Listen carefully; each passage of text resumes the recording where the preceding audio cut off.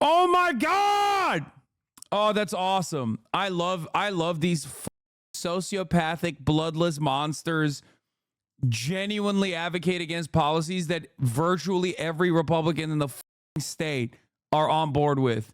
If you're broke as fuck, okay, and you rely on government subsidies of any kind, then Child Protective Services has to come in and kidnap your child. Let's get back to Ben. If you go back far enough, he was a high school football coach. And don't you know, he's a teacher and a high school football. He's basically Mr. Feeney, but more athletic. He's like Ed Asner, avuncular, moderate, just one of the boys. You know, a guy who can crack a beer and can shoot a rifle, but is also really, really in favor of gun control and transing the kids. That's basically the pitch. Bro, he's mad that Walz is too good. In favor of Tim Walz. So she does this routine. These rallies are incredibly well choreographed. I will say that. They are very well choreographed. She calls for a chant, and a chant goes up. First Democratic rally I've seen for a while where people start actually cheering USA. And why are they cheering USA? Because she says, what an amazing country this is. What an incredible country where a person like me... I like that Ben Shapiro is mad that, like, America is a country where, like, you can be middle class, like, single, like, born into a single mother family, like, raised by a single mom, and, like, one day run for president as like a black Indian woman. And that is like the reason why Ben doesn't like America. It's the one thing he hates about America. He's like, I wish America wouldn't allow those sorts of things. So he's just like upset. Okay. Middle class person, or Tim Walz, middle class person, can become the president and vice president of the United States. Now, I agree with that. But she doesn't agree with that. She believes that America is systemically racist. So does Tim Walz. Tim Walz said back in 2000. You know, those two things can still coexist, right? Like, systemic racism can still exist, and people from marginalized backgrounds can still thrive in the country. It's like some of the best aspects of America and some of the worst aspects of America. That's also the reason why you love America, because of the second thing. You love America because of systemic racism that you routinely deny even exists. And you get paid a lot of money to do that denial. 2020, that he believes that those riots were a reflection of the great evil that America represented. And yet here they are doing the unity routine. And that's what is so false about all of this, is this idea that these folks are real reminders of what brings us together, that what they are really interested in more than anything else is governing for all Americans. They are radically to the left. This is why the Trump campaign has a moral obligation to remind the American people that these people are radically to the left. I need Ben Shapiro to explain to me how policies such as policies such as paid family leave and medical leave, and policies such as free breakfast and lunch programs for all school children in public schools are actually somehow magically harming Republicans. Like, is he claiming that these policies actually are written in a way where, like, if you're like a Republican, if you're like a Ben Shapiro viewer as a school kid, you don't get the free lunch? Is that what he's saying? Like, what is this argument? Like, oh, these radical policies. It's like, point to the policies, Ben. Tell me why it's bad. Because they never talk about it. Okay, so that's all the intro to Tim Walz. Then Tim Walz gets up, and he's quite good. I mean, let's just be frank about this. Tim Walz gives a speech, and the speech is avuncular, and it's charming. He's smiling the whole time. He doesn't look uncomfortable smiling. Decision Desk calls Wesley Bell winning the Democratic primary for the U.S. House of Missouri and 1st Congressional District another W for AIPAC, even though last time this happened, I think, Corey, if I'm not mistaken, it might be too early still, but we'll see. Let's continue with Ben, and we'll get back to that. He attacks J.D. Vance. He attacks Donald Trump, of course.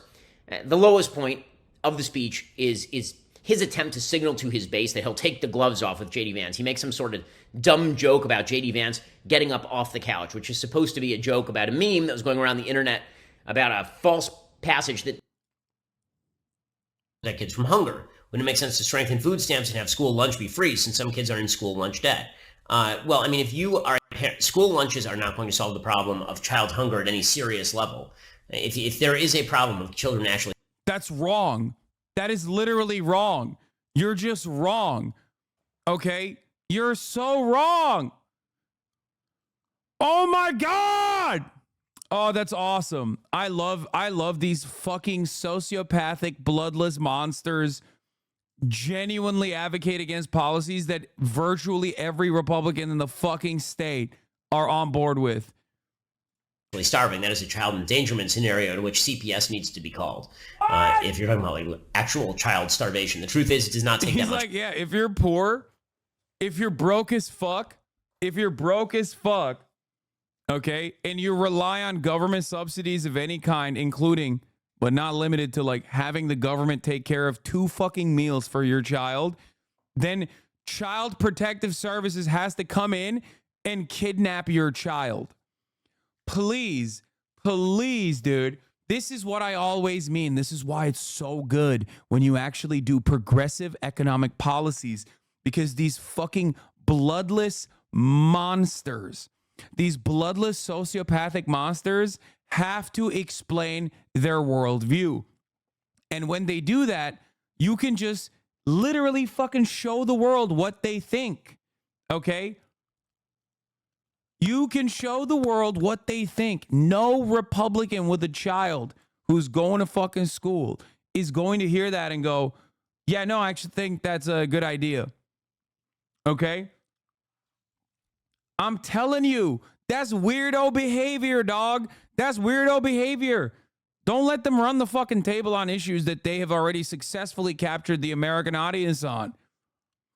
Force them to openly explain away their psychopathic, bloodthirsty, bloodless, soulless, sociopathic worldview. Much money to feed a child. I know I have 3 of them. You should be feeding your child before you feed yourself. It's that simple. There's a much deeper problem at work than school lunches if kids are legitimately starving. Bro, that's great. That's great. That's his policy, dude. That's his policy solution. Hey, parents, we're going to kidnap your fucking children, dude. Small government, by the way. I love small government. Hey, man, are you too broke? Are you broke? Do you not have a fucking multi-guerrillion dollar media company like I do, where I just chirp about dumb shit all day? Then you should fucking have your children be kidnapped. Great take, man. Great fucking take, man. That's awesome, dude. Thank you. Let's continue with Ben Shapiro. I want to see what else he has to say, because he's like really, let me tell you, from the people that brought to you, Barack Obama is a Muslim Kenyan terrorist, okay? And basically ran with that, by the way, and voted for a guy who repeated those insane racist conspiracies, is going to be the cry bullying, okay? Oh my God. I love the cry bullying coming from the Republican Party. They, on a daily basis, lie about everything. Their policy positions are built on top of hysterical lies, oftentimes racist, vitriolic sentiment. Okay? Hysterically racist, vitriolic sentiment. But then beyond that, they also lie about all manner of different things. This is the party that said Paul Pelosi was gay lovers with David DePipe. Okay, who broke into Nancy Pelosi's house and tried to fucking kill Paul Pelosi and kidnap him. They very much ran with that, okay? They did. Now, they might have been right on that. I'm sorry. I'm going to stop. I'm going to stop doing that. I'm going to stop saying that David DePipe and Paul Pelosi were in a gay relationship. I'm going to stop doing that, okay? But like these guys who regularly lie all the fucking time about every single thing, now they're going to turn around and be like, JD Vance never fucked the couch. And it's really messed up that Tim Walz actually brought up the couch thing. It doesn't exist in Hillbilly Elegy. Supposedly JD Vance having some sort of sexual relationship with the couch is really stupid, but it's become a Democrat meme. And now you've got the vice presidential contender who's actually throwing that out there in public. Wink, nod. He even stopped and said, you can see what I'm doing there. And that's Here's the video, by the way. Let's roll the clip. I got to tell you, I can't wait to debate the guy. That is, if he's willing to get off the couch and show up. So, you see what I did there? He's such a dad, bro. That is such a dude. He has the vibes. Sorry, it puts a smile on my face because it's like a lot of old head Hasanabi fans know I love that classic like dad joke. I love classic dad jokes because of that Applebee's TikTok. Yeah, like the fucking. I guess they let anybody in here. Like he had that locked in the chamber, dude. You can tell. Look at his face. He had that locked in the fucking chamber. Okay. Now, before you go, I guess Democrats are also running with fucking. I guess Democrats are running with the fucking Twitter memes as well. So the Democrats are using Twitter talking points too. No, dog. He knows JD Vance didn't fuck a couch. Okay. He's joking. There's a difference between that and then some dude seriously being like, he's a Somali. He genuinely changed the flag of Minnesota to look like the Somali flag. What the fuck are you saying?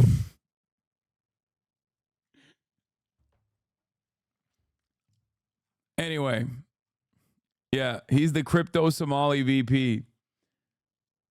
Like, you understand that there's a difference between him being like, see what I did there? Like a double entendre, also known as a joke, versus Republicans being like, Kamala Harris is literally not black. She chose. When I wrote, it's different. I am a leftist, but you're pushing me to the right. I love these kinds of people. You are rudderless, okay? You are devoid of a spine. If a Twitch streamer has the capacity for you to shake your worldview down to the goddamn core, then you probably weren't on the left, okay? But I know you're not. You're already fucking acting like you are. Yeah. Oh man, you're forcing me to be a fucking real Nazi here, man. It's really crazy. Anyway, let's continue. So that's what he was chirping about. And it is pretty funny. It is pretty funny that these guys will turn around and be like, I can't believe that they're making fun. I can't believe that they are saying these really mean things about JD Vance. How dare they? Right? And I saw a couple tweets on the timeline of them being like absolutely nutty about this shit. Hold on, I'm going to pull it right now. Let me see. Hold on. Here it is. Here's number one from the Majority Report. Slandering someone based on a shitpost is indeed propagating misinformation and is very bad behavior. And this is very bad story. Instead of Republicans are complaining story, if I made a concerted effort. And this guy turned around and did. I've seen the video. At Tim Waltz fucks the top of the standard issue orange traffic cone. Raw dog.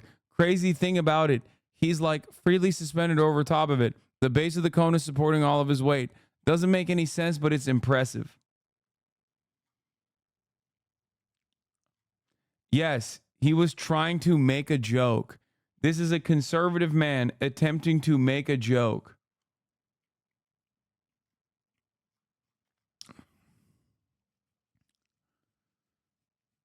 What is this? Anyway, here's you slandering someone based on a shitpost. Meet Dee Dee Duffy, a preschool teacher in Cape Coral, Florida. She says teaches her students that if they don't like their parents, they can find another family. She also teaches them to be gay. Yeah. Like this right here goes from coworker conversations. This right here goes from coworker conversations to like, oh, ew, we got to avoid this guy at the place of business. Possibly an HR violation. Okay? You know what I'm talking about? That's one of my favorite fucking TikTok, TikTok popularized sentiments is like, oh, this is a coworker type song. Or this is I love that. Because it's such a immediate.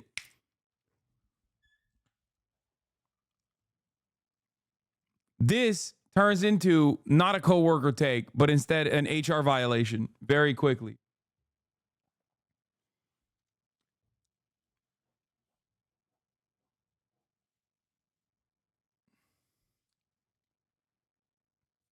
Anyway, yeah, coworker ass take. Found out about the hawk tool from my find out about hawk tool from my coworker. Yes. TikTok invented water cooler conversation. Obviously, that's why I said TikTok popularized. Water cooler conversation has always been like a meta, obviously in workplaces, but TikTok popularized it in the sentiment. Oh, this is like a coworker type conversation. Something that like your older coworkers will bring up to you at the water cooler. I think that tweet is an obvious joke. Yes, it is an obvious attempt at a joke. Okay? It is an obvious attempt at a joke, but they're being weird as fuck about it. They're not doing a good job. Okay? What is this? I'm an Animation Guild member and I work on Invisible. We start negotiations with the studios on Monday. We have a rally to kick in Burbank. Could you tell your chat? Would you like to join us? We would love the support that you gave them last summer. animationguild.org/rally 2024. Protect animation work status. There's animation workers, and also on top of that, there's the Screen Actor Guild thing with video games as well. I know there's a lot going on. But okay, let's get back to this for a second. The other thing that Osita actually put forward pretty well was this. So this is slandering someone based on a shitpost, indeed propagating misinformation and really bad behavior, and it would be a "this is very bad" story instead of Republicans are complaining story. If I made a concerted effort to go on TV and imply Governor Walz fucked a traffic cone, right? My coworker asked me to tell her about Aiden Ross after he interviewed Trump and was worried because her son watches him. Lamau. That's awesome. I hope you sufficiently educated your coworker. Bro, that kid is getting grounded.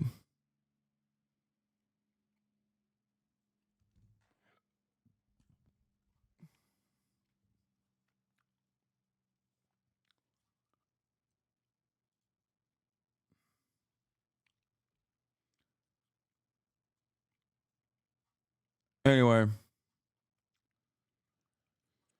So, yes, I know that you're a prude who can't take a joke if you point out that telling lies about a public figure fucking inanimate objects is bad and juvenile, and it's such a fun treat because the public figure can't defend against it without elevating it and debasing themselves. All the misinformation reporters can go fuck traffic cones. So she said that, and Osita quote tweeted and said, exactly zero interest in hearing from people who spent the last 15 years on TV shows aimed at convincing old people Democrats are going to do Sharia law about this joke. Sorry. I'll be fully willing to reconsider the propriety of the couch joke if it leads to a terrorist attack on Congress as they're trying to certify an election. I'm not unreasonable. The right should be thanking Jesus every single day that the Democratic Party is run by people whose idea of responding in kind to years of fully unhinged and depraved Republican rhetoric and misinformation is a goofy little meme. And the word weird couldn't be me. Yeah, meanwhile, Stephen Miller is saying, under the Harris-Walz plan, they're going to turn the entire Midwest into Mogadishu. So that is a perfect representation of like how unimaginably unhinged the right is on a daily fucking basis. This is exactly like when they tried to turn around and say that calling Trump Hitler is the reason why he got shot by a registered Republican, mind you. Okay? Like what are we doing? Democrats are pussies. I wish they would be more aggressive in their fucking language, dude. What are you talking about? Okay? So is JD's fault? First of all, yes, it is his fault. You want to know why? Because he's a charismaless asshole who is a careerist, soulless piece of shit and a blood boy to Peter Thiel, who got $10 million from Peter Thiel and now is stuck on a ticket where after years and years of trying to retriangulate to the worst fucking groypers online to like really beef up his bona fides in terms of like how much of a Republican he is now getting his comeuppance. So yes, I think people saying he fucked the couch, well, knowing he never really fucked the couch, is perfectly fucking valid. We are talking about the Republican Party who didn't just make memes, actively ran on the lie that Ilhan Omar fucked her brother. Okay? What are we talking about? There are still tons of Republicans who literally believe that. So no, I don't give a shit about the couch fucking. I think the Democrats should do more of it, okay? They're so incredibly fucking racist. And yeah, the reason the couch fucker thing worked was because it was an organic shit post with no strings attached. It was just purely for shits and giggles. They can't just take that fallout and turn it around. It's too transparent. Exactly. But they are the number one cry bullies. And Ben Shapiro is doing that right now because he's such a little gross little piece of shit. The whole idea here. Meanwhile, don't worry, he's bringing Americans together. Now, at no point were the challenges that actually face the country ever brought up. The challenges, apparently, according to Kamala Harris and Tim Walz, the big challenges are that Obamacare might get repealed. That's like the big challenge. The big challenge is that Donald Trump might ban abortion, which, of course, he has said he is not going to do and has no interest in doing. Yeah, that's crazy because, like, Donald Trump has always been so honest about his policy positions. And so is the Republican Party famously, which is why every single Supreme Court of the United States justice appointment that Donald Trump made actively lied to the entire American population. And the Congressional Senate, the Senate Judiciary Committee, when they claimed that they would not overturn Roe v. Wade and that it was a super precedent. Okay? That's right. They did that. They lied about that. So why the fuck would anybody ever believe them? Oh my God. At no point was there any talk about fixing the economy. Apparently, the big threat to the economy is the Donald Trump tax cuts, according to Tim Walz. And if those tax cuts were to continue, people might be able to keep more of their own money. And that is a serious, serious problem. Meanwhile, you have Kamala Harris out there. No mention of the fact the Middle East is on. Once again, hit this line every time. Republicans hit this line. I know that I said that, like, this is what the Republicans should be running on actively. When someone asked me, like, how would you advise the Republican Party? And the counter to it is perfect, which is, you want corporations to get more tax cuts? Are you out of your fucking mind? You give the working poor $5 off, and then you let the fucking billionaires run the table. The amount of their, like, real income that they're being taxed on at the end of the year is like 0.3%.